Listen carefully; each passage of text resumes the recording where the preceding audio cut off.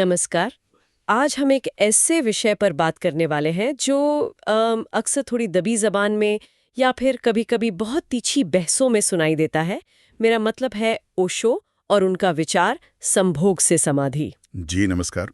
बिल्कुल, ये ओशो के शायद सबसे ज़्यादा चर्चित और हाँ, सबसे ज़्यादा गलत समझे जाने वाले विचारों में से एक है। ये उनकी किताब संभोग से समाधि की ओर से आता है, जो असल में उनके दिए गए लेक्चर्स, उनके प्रवचनों का कलेक्शन है। हाँ, और आज हम ना इसी किताब के जो मूल विचार हैं उनको थोड़ा खंगालने की, समझने की कोशिश करेंगे। मतलब हमारा मकसद सिर्फ दोहराना नहीं है, बल्कि ये पकड़ना है कि ओशो आखिर कहना क्या चाह रहे थे। सही बात है। कैसे वो एक आप कह सकते हैं शरीर की एक बेसिक जरूरत को चेतना के सबसे ऊंचे शिखर समाधि उससे जोड़ते हैं। ये जो कनेक्शन है यही अपने आप में इतना चौंकाने वाला लगता है। बिल्कुल बिल्कुल। और ये विचार जो है ना, वो हमारी पारंपरिक मान्यताओं को सीधी चुनौती देता है।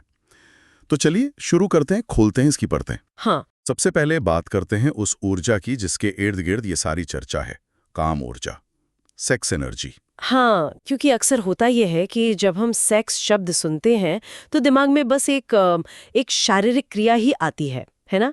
लेकिन ओशो कहते हैं कि ये सिर्फ उतना ही नहीं है, ये उससे कहीं ज्यादा है। बहुत ज्यादा। ये एक जबरदस्त, एक मौलिक ऊर्जा है, जीवन की ऊर्जा। और यहीं पर वो समाज और धर्म की जो स्थापित सोच है, उस पर सवाल खड़ा करते हैं।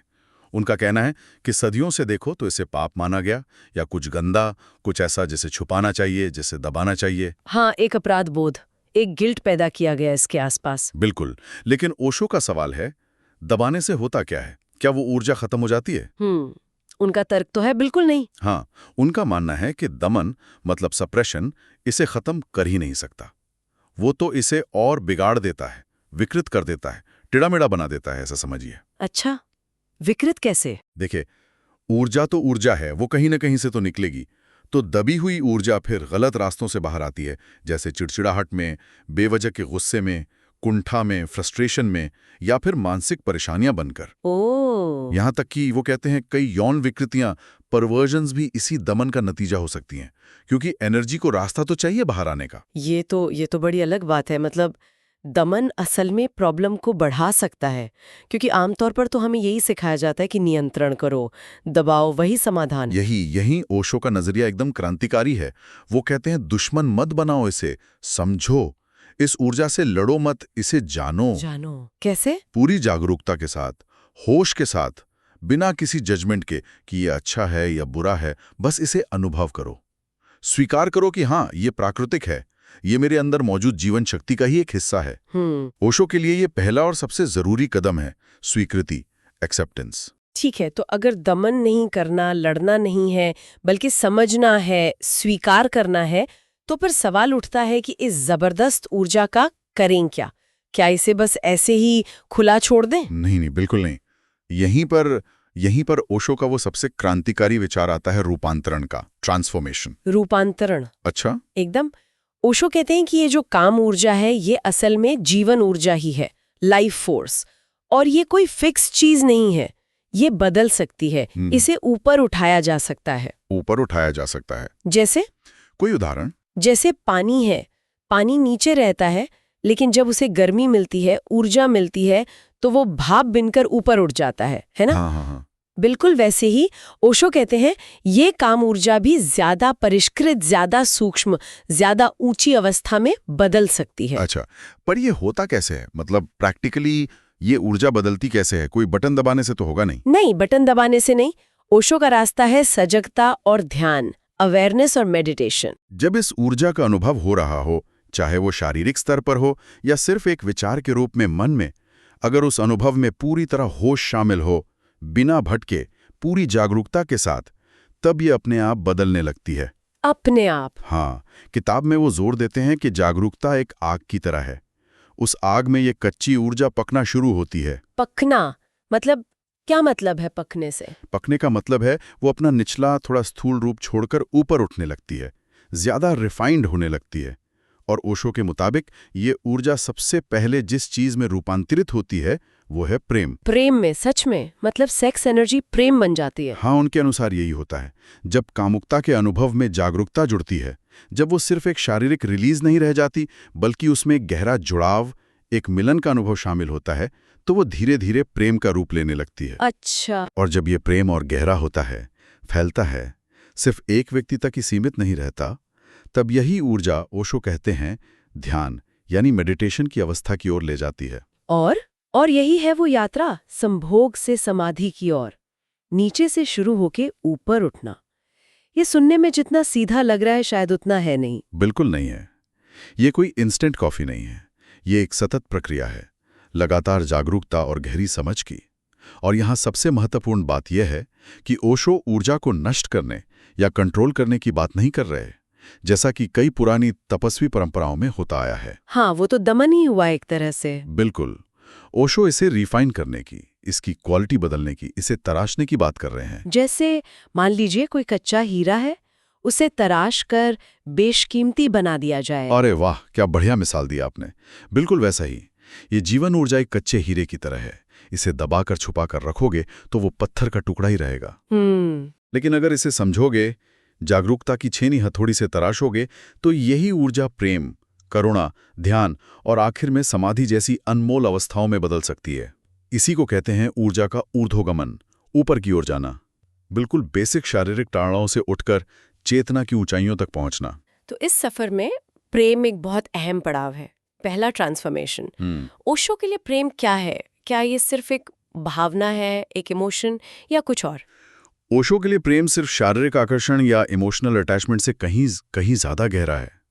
जब काम ऊर्जा रूपांतरित होकर प्रेम बनती है, तो वो सिर्फ दूसरे को पाने की चाहत नहीं रहती, वो आत्माओं का एक गहरा जुड़ाव बन जाता है। आत्माओं का जुड़ाव? हाँ, मतलब उसमें दूसरे के होने का, उसके अस्तित्व का गहरा सम्मान होता है, एक समझ होती है, एक गहराई आती है रिश्ते में जो सिर्फ शरीर तक सीमित नहीं रहती। किताब में एक लाइन है, शायद वो इसी तरफ इशारा करती है कि प्रेम इंसान को स्वार्थ से ऊपर उठाकर समर्पण और करुणा की ओर ले जाता है।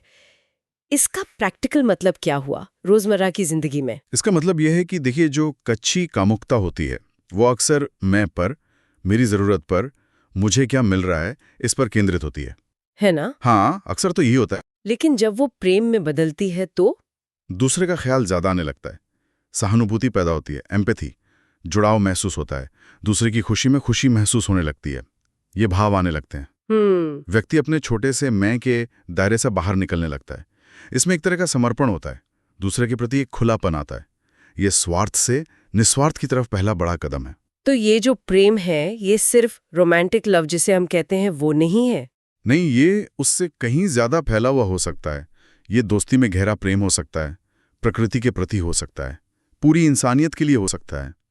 ये क्वालिटी है, एक भीतरी दशा है जो व्यक्ति को अपने अहंकार, अपने ईगो के छोटे से घेरे से बाहर लाती है। अच्छा। और यही चीज, यही खुलापन, यही निस्वार्थ भाव अगले पड़ाव के लिए जमीन तैयार करता है, और वो पड़ाव है ध्यान। अच्छा, तो प्रेम एक तरह से ध्यान के लिए तैयारी है। ये कैसे होता है? मतलब प्रेम से ध्यान तक का रास्ता कैसे बनता है? थोड़ा और समझाएंगे? देखिए, जब प्रेम गहराता है, और जैसा मैंने कहा, वो सिर्फ किसी एक इंसान या चीज पर ही अटका नहीं रहता, बल्कि एक स्वाभाविक अवस्था बन जाता है। सबके लिए करुणा, सबके लिए मैत्री का भाव, तब ऊर्जा और भी ज्यादा सूक्ष्म और शांत हो जाती है। शांत? हाँ, शांत। ओशो कहते हैं कि इस अवस्था में ऊर्जा का जो बहाव पहले बाहर की ओर था, दूसरे व्यक्ति की तरफ या दुनिया की चीजों की तरफ, वो अब धीरे धीरे भीतर की ओर मुड़ने लगता है, इंटरनल होने लगता है। व्यक्ति अपने अंदर की दुनिया में ज्यादा रुचि लेने लगता है। अंदर की दुनिया मतलब अपने विचारों को देखना, अपनी भावनाओं को समझना? हाँ, वो भी, और उससे भी गहरा, अपने होने के एहसास को, अपने अस्तित्व के केंद्र को महसूस करना। जब ऊर्जा भीतर मुड़ती है तो बाहर की दुनिया की जो भागदौड़ है वो थोड़ी शांत होने लगती है। मन में विचार तो तब भी आते जाते हैं, लेकिन व्यक्ति उनसे चिपकता नहीं, उनसे आइडेंटिफाई नहीं करता, बस उन्हें आते जाते देखता है। एक साक्षी भाव जैसा। बिल्कुल बिल्कुल, इसी को ध्यान की शुरुआत कहते हैं। और इसका नतीजा क्या होता है फिर? नतीजा होता है धीरे धीरे अहंकार का घुलना। ये जो मैं, मेरा का शोर हमारे अंदर 24 घंटे चलता रहता है ना, वो कम होने लगता है। व्यक्ति ज्यादा शांत, ज्यादा स्थिर महसूस करता है, और अपने असली स्वरूप, अपनी आत्मा के ज्यादा करीब महसूस करता है। ये एक तरह की आंतरिक स्वतंत्रता की, इनर फ्रीडम की शुरुआत है। तो इसको ऐसे समझ सकते हैं कि प्रेम बाहरी दुनिया में उसी ऊर्जा का एक सुंदर फैलावा रूप है। हाँ। और ध्यान उसी ऊर्जा का आंतरिक और भी गहरा और भी शांत रूप है। क्या बात है, बहुत अच्छे से पकड़ा आपने। बिल्कुल, प्रेम ऊर्जा को बाहर की ओर फैलाता है, हमें दूसरों से जोड़ता है। ध्यान उसी ऊर्जा को भीतर की ओर समेटता है, हमें खुद से जोड़ता है, गहरा करता है। ये एक ही सिक्के के दो पहलू जैसे हैं, एक ही यात्रा के अलग अलग पड़ाव। और इस यात्रा की जो मंजिल है, ओशो से समाधि कहते हैं। ये शब्द हमने बहुत सुना है मंदिरों में, किताबों में, लेकिन इस संदर्भ में ओशो के अनुसार समाधि का मतलब क्या है? देखिए, ओशो के अनुसार समाधि कोई बहुत रहस्यमयी, कोई चमत्कारी चीज नहीं है, बल्कि वो चेतना की परम अवस्था है, अल्टीमेट स्टेट ऑफ कॉन्शियसनेस, पूरी तरह जाग जाना, अवेकनिंग। पूरी तरह जाग जाना? हाँ, परम शांति, परम आनंद का अनुभव। ये वो स्थिति है जहां व्यक्ति अपने असली स्वभाव में, अपनी ट्रू नेचर में पूरी तरह स्थित हो जाता है, जहां कोई कन्फ्लिक्ट नहीं, कोई द्वंद्व नहीं, कोई अधूरापन नहीं, सिर्फ शुद्ध होना, शुद्ध अस्तित्व, शुद्ध जागरूकता। Concentration, total awareness, total peace, total bliss. ये तो सुनने में इतना अद्भुत लग रहा है। क्या ये सचमुच संभव है किसी इंसान के लिए? ओशो का तो पूरा दर्शन, पूरी टीचिंग इसी संभावना पर आधारित है।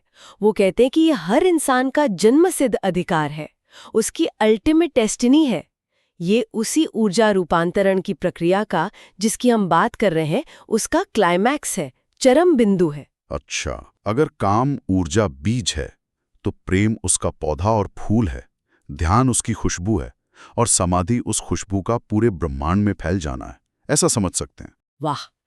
मतलब जो चीज इतनी जमीनी लगती है, इतनी बेसिक सेक्स, उसी के अंदर सबसे ऊंची उड़ान भरने की संभावना छुपी हुई है। और यही ओशो का सबसे बोल्ड, सबसे यूनिक और शायद सबसे विवादास्पद संदेश है कि अध्यात्म कहीं आसमान से नहीं टपकेगा, वो इसी जीवन में है, इसी शरीर में है, इसी ऊर्जा में छिपा है। जरूरत सिर्फ इसे सही नजरिए से देखने की और जागरूकता से रूपांतरित करने की है। तो अगर हम इस पूरी बातचीत को, इसके सार को समेटना चाहें, तो ओशो का मुख्य संदेश क्या हुआ संक्षेप में? संदेश बहुत सीधा और साफ है। अपनी काम ऊर्जा को दुश्मन मत समझो, इसे पाप या गंदा मत मानो। ये प्रकृति की देन है, ये जीवन की शक्ति है, पहला पॉइंट। ठीक है। दूसरा, इसे दबाओ मत, क्योंकि दबाने से नष्ट नहीं होगी, बल्कि और विकृत हो जाएगी, प्रॉब्लम्स पैदा करेगी। तीसरा, इसे समझो, होश से, जागरूकता से इसे अनुभव करो, इसे जियो। और सिर्फ शारीरिक सुख तक ही सीमित मत रखो इसे। बिल्कुल, ये चौथा और सबसे अहम पॉइंट है। इसे ऊपर उठाओ, रूपांतरित करो। जागरूकता और गहरी समझ से इसे पहले प्रेम में बदलो, फिर प्रेम को और गहरा और विस्तीर्ण करके फैलाकर उसे ध्यान में उतरने दो, और ध्यान के जरिए आखिरकार समाधि, यानी अपने परम स्वरूप को पालो, अपनी अल्टीमेट नेचर को पालो। ये है पूरा नक्शा, पूरा रास्ता। और इसी को ओशो शायद असली साधना कहते हैं। ऊर्जा को दबाना नहीं, बल्कि इसे रूपांतरित करना। बिल्कुल सही, ऊर्जा को नष्ट नहीं करना, बल्कि उसका सृजनात्मक, उसका क्रिएटिव और आध्यात्मिक उपयोग करना। ओशो का नजरिया जीवन विरोधी नहीं है, वो जीवन को उसकी समग्रता में, टोटैलिटी में स्वीकार करने की बात करते हैं, और उसी जीवन की गहराइयों में उतरकर ही ऊंचाइयों तक पहुंचने का रास्ता दिखाते हैं।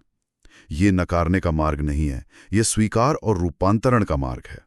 तो ये थी ओशो के इस कह सकते हैं विवादास्पद लेकिन बहुत गहरे विचार की एक झलक, जीवन की सबसे मौलिक ऊर्जा को अध्यात्म की सबसे ऊंची उड़ान में बदलने की एक संभावना, एक कला। और ये चर्चा हमें एक सवाल के साथ छोड़ जाती है, जिस पर शायद हम सब अपने अपने तरीके से सोच सकते हैं। हाँ, कि अगर हम अपनी इस बुनियादी ऊर्जा को, इस सेक्स एनर्जी को डरने या कंट्रोल करने वाली चीज मानने के बजाय आध्यात्मिक विकास के लिए, स्पिरिचुअल ग्रोथ के लिए एक शक्तिशाली ईंधन, एक पोटेंट फ्यूल के रूप में देखना शुरू करें, हाँ, तो हमारे अपने जीवन को देखने के नजरिए में, खुद को समझने के नजरिए में क्या फर्क आ सकता है? वाकई सोचने वाला सवाल है, बहुत गहरा। इसी विचार के साथ मुझे लगता है आज की ये बातचीत यहीं समाप्त करते हैं।